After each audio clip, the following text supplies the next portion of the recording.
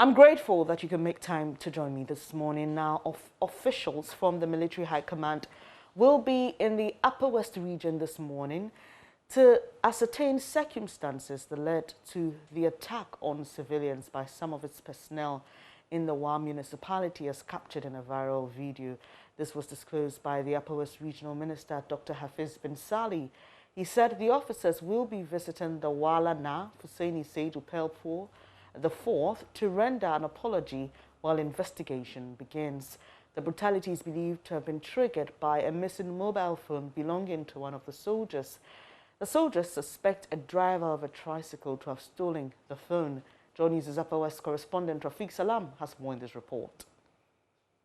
The alleged assault of sea of people by some military personnel from the 10th Mechanized Battalion took place early afternoon at the Tendamba Crescent and into some parts of the Wazongo and Wa Market. The soldiers, numbering over 50, are seen on a viral video whipping any motorists, commercial tricycle operators, and pedestrians. The move is said to be triggered by the theft of a mobile phone supposedly belonging to one of the military officers. The people who bear the brunt most are those who attempt to video record the inhumane and dastardly act. They are whipped with sticks and in some cases metals. Worst of it, some were beaten and pushed to the gutter. Those who took to their heels are given a hot chase and arrested. Look, like we were watching them. They thought like we were taking videos. They just came in. Even they beat one boy inside my office there. The guy didn't even do anything. They just came and said, what is the bed? The guy said, what bed? This is not a bed, like bed place. So they started slapping the guy, slapping all over the place, and they even asked the rest of them that was standing there that they should come out and lie down. Big men, they were even riding motorbike. They stopped them and said they should lie down on the floor. Stepping on others, then they even broke one guy, their hand. The guy was just walking. He went on both foot and he was coming. They stopped him. The guy said, what did I do? He didn't even know what he did. For those they failed to arrest, any person they sighted in the vicinity are either whipped with a long stick or battered down with their boots. We were lying down and people were beaten mercilessly. Who gave the authority to do that? We are indeed citizens of this country and we are willing to go by the laws in this country. But we can't tolerate some of these things. Enough is enough. A goat doesn't bite, but when it goes down to the root, a goat do the biting. 29-year-old vulcanizer Gafur Mahama heard loud noise outside the soccer bed center on the Tindamba Crescent, and in his attempt to peep to see what was happening, incurred the wrath of the soldiers. He is now hospitalized, suspected to have now developed a fractured thigh.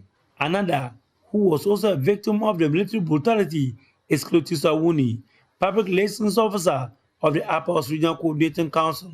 So when I filmed it, some of them saw me filming it. So they head towards our vehicle. They were saying that you are filming us. Who is filming? Why are you filming us? Then I said, oh, before the NADMO director could talk, they dragged him out of his car, collected his phones. They collected the NADMO regional director's phone and dragged him out of the car. They asked for me. When I turned to look at the other side, they held my shirt, pulled me out of the car. And when they pulled me out, they were asking me, I'm the one videoing them. Before I could realize, they kept an object, hit my head 3 times on the head, and another one hit from behind. Upper West Regional Minister Dr. Hafiz bin Sali held an emergency Brexit meeting to look into the issue. He however called for cool heads while they look into the matter. He disclosed that 5 top officers from the Military High Command will be in the region on Friday morning to resolve the issue. I've already had a conversation with my brother, the defense minister, and he has indicated that a 5-man delegation will be here in the Upper West region from the Military High Command to come and then apologize to the Wana and other traditional leaders of the region. Are we going to have investigations into this issue? The military and the culprits found out? Yes, the military will institute investigation into the issue, and they have assured me that those who be found culpable will be dealt with. Reporting for JoyNews, Rafiq Salam. Wa So let's head to Wa this morning to find out what the mood is there. Rafiq Salam joins us. Hello, Rafiq. Good morning to you. Hello. What's the mood in Hello, Wa? Dennis. The mood in Wa is something of a calm. It's on easy calm, and what the people are prepared, or they are preparing to meet the top high-ranking military officers who are scheduled to meet the traditional rulers and on some opinion leaders in the Wa Township. As I speak to you now, I'm currently at the forecourt of the One House Palace, where the meeting is expected to take place. And so the people already have started arriving. I've seen the Yarana arriving with his delegation, also the Upper West Regional Chief Imam. Just behind me, you can see the Member of Parliament for the West Central Constituency, Dr. Rashid Hassan Pilpu, who is also coming into the scene. And so the people are expecting a good meeting with the top ranking officers of the military. And I've just been told that just some few minutes ago, they touched down at the Wa airport. And then very soon, they will be at the Wa airport, or the Wa Nas Palace to meet the people here.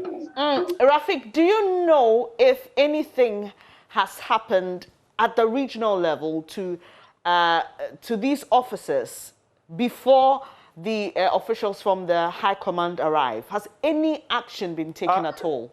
What I do know, speaking to the Upper West Regional Minister, Dr. Hafiz Bin Sali, I spoke to him on phone, and he said that he had already spoken to the commanding officer of the 10 Mechanized Battalion, and then they have asked that they should start an initial investigation, bring the people, all the military officers who came to the scene, and then to identify them, to properly identify them, so that investigation will start. For now, I'm not privy to any information that may have led to any of them being sanctioned or not. But what I do know, that the people who were involved, the military men, the over 50 of them who were involved in that Saturday Carlos Act yesterday, have been identified, and an action will be taken today. And Rafiq, you gave us an update on the injured persons in your report, but I hope that the situation is still the same. They are doing better today. What I can report to you is that I know of only one person, the person of Gafur Mahama, who is a vulcanizer, who is having a fractured thigh, and then he's still at the Wa Municipal Hospital. He can't even walk.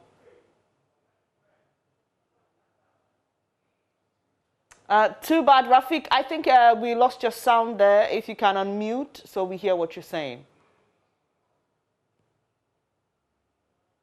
Was Regional Coordinating Council, Cletus Awuni.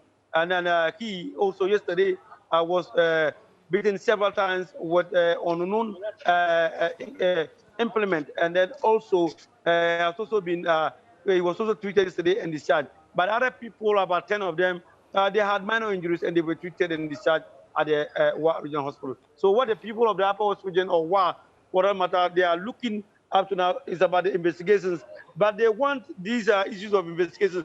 They want it to move further than the investigation, so that those found culpable, they will know them, and then they will be severely dealt with, and who the minister, Upper Minister, is promising. But I have Dr. Rashid Hassan Pilpu here.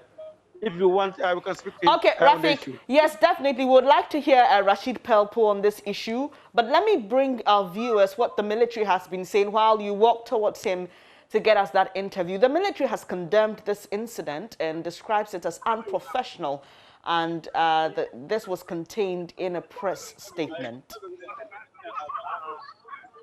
I'll give you details. This is issued by the Public Relations Directorate, the General Headquarters, Bema Camp Accra. Soldiers involved in the disturbances at Wa to be disciplined. The attention of the Military High Command has been drawn to a video which has gone viral. In this video, some soldiers based in Wa, the regional capital of the Upper West region, are seen molesting civilians in the city without any provocation. This unprofessional conduct took place on Thursday, 1st July 2021, and at a time when the commanding officer of the soldiers and the chairman of the Regional Security Council were both out of town on official engagement. The statement goes on to say internal disciplinary measures have been instituted to deal with all those who will be found culpable in this unprofessional conduct by the soldiers. In view of the seriousness of the matter, the Chief of the Army Staff is leading a high-powered military delegation to Wa to meet the traditional and opinion leaders to find an amicable way of resolving this unfortunate incident. The delegation will also explore means to assuage the anger of the people and promote good neighborliness. The Ghana Armed Forces once again wishes to assure the people of Wa and the general public that their safety is paramount at all times. As such, would not condone, I beg your pardon, any unprofessional conduct by any member of the force. And that statement is signed by Colonel Agri Kwashi. He's Director of Public Relations of the Ghana Armed Forces. So some reactions to this. Security analyst Emmanuel Bombande regrets that the military often gets away with impunity. He's demanding that the public is made aware of the outcome of every internal investigation concerning the officers who perpetrated the acts, and also the public is made aware of the sanctions meted out to them. He spoke on the AM show. The military get away with impunity, and so they will continue to be indisciplined and unprofessional, as we saw them beating people in the Upper West regional capital, Wa. I say this because when Ghanaians were horrified to see the military shoot on civilians in Techiman South, the military said they were going to investigate and deal with the circumstances that led to the killing of innocent, or let me put it, Ghanaians who were agitating around issues related to elections. What happened to their own actions of internal investigations? And so one would immediately concede that whatever they decide to do, the public has the right to know the internal disciplinary measures they will take. And not just to say it is going to be internal and they have taken actions against the perpetrators of these abuses and it ends there. Ghanaians would have a right to know what exactly happened. Let's pick up some more reactions to this. And the former senior security advisor for the NDC, Kofi Totobekwache, has also been reacting. He issued a statement. Let me bring it to you. And it says, like many Ghanaians, the events in Ijura in the Ashanti region this week have left me shocked, saddened, and greatly concerned about the present state of affairs in our country. The murder of Ibrahim Kaka Mohammed is a stain on the moral conscience of this country, as is the shooting of unarmed members of his community by supposed military personnel. In both instances, the victims demanded no more than justice and accountability, and in both instances, their legitimate demands were met by lethal violence by the state and its acolytes that cost 4 lives in as many days. Now, these crimes highlight yet again the increasing reliance on violence and brute force as a first resort on the part of this administration, as if we have learned nothing from aspects of our past we would rather not see repeated. Unfortunately, the latest violence is abetted by the same toxic combination of political intolerance, pervasive impunity, and fundamental dishonesty that was responsible for the maiming at Ayasa West Wugon and the killings at Techiman South. It goes on to say the lynching of Ibrahim Kaka Mohammed and the use of live ammunition on protesters demanding justice for his death are but the latest examples of the notable escalation in political thuggery.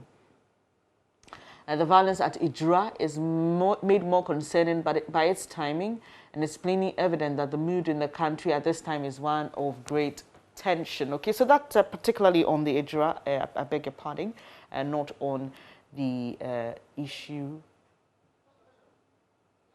in Wa. But let me take you back to Wa. Rafiq Salam is speaking to Rashid Pelpool, who is an MP. And hello, Rafiq. Hello, Benis. Yes, we're ready. We're ready for you.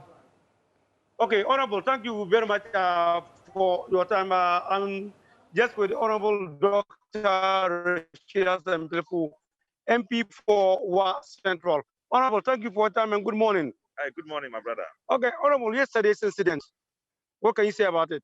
Well, it was bizarre. It was unacceptable. There was a situation nobody can explain, that people would be on their streets, walking peaceful from work or to work, and were confronted, accosted, and beaten up by ravaging soldiers.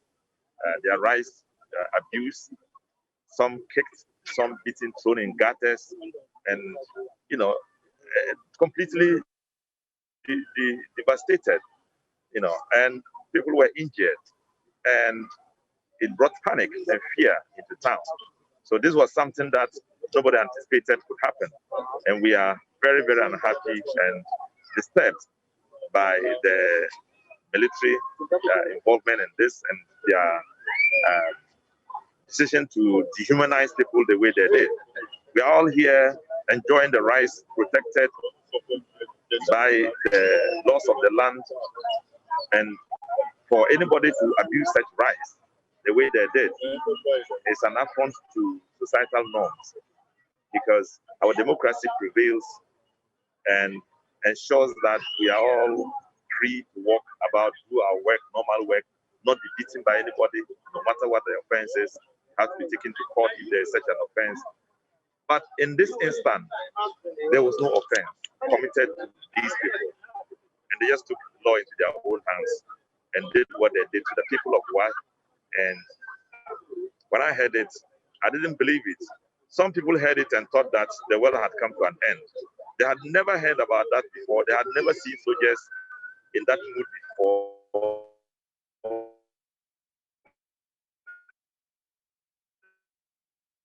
So they imagined that something had happened in Accra and it was translated here. And lawlessness, impunity, disrespect for human rights must be stopped. And the government is called upon to do so that we can have confidence that we all are protected by the laws of the land and can live without fear of anybody intruding on our rights and abusing us. You are here. Very soon, the military high command will be here. What do you expect from them? I expect, first of all, an apology from them. I expect that they would admit that they have done the wrong and would ensure that the people who perpetrated would be punished. I would expect that they would go ahead to assure the people that it would never happen again, that some military people will take the law into their own hands, run onto the streets, and do what they did to the human persons in any place at all, not just in West Central. Destroyed, their lives should not be destroyed because of somebody's anger and disrespect for the law. So we expect that they will do an apology, proper apology. They will take the responsibility to pay the medical bills of those who have been devastated and injured in this process. They will compensate them for what has happened to them, and they will, go back with the assurance that Wa is a place where, when you are being respected, you pay back with respect. Military people go towards their vehicles in places. People look at them and say, well, these are military people, servicemen. They will do so free of charge. They are cordially received in town. And for this kind of response to that, it's a big, big, big disappointment. And I hope that the military will restore, will assure us of a restoration of the level of confidence and cooperation that we enjoy between the two of us. Thank you very much. You've heard me speaking to Dr. Rashid Hassan Pilpo, who is the MP for West Central.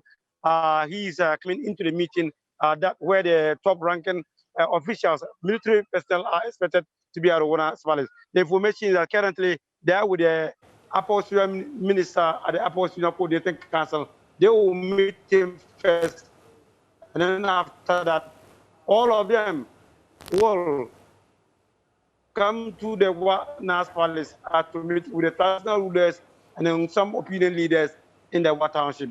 Benis. Right, Rafiq, we'll leave it here for now, and hopefully when they're able to meet the Wana, we'll get the fallout of that meeting.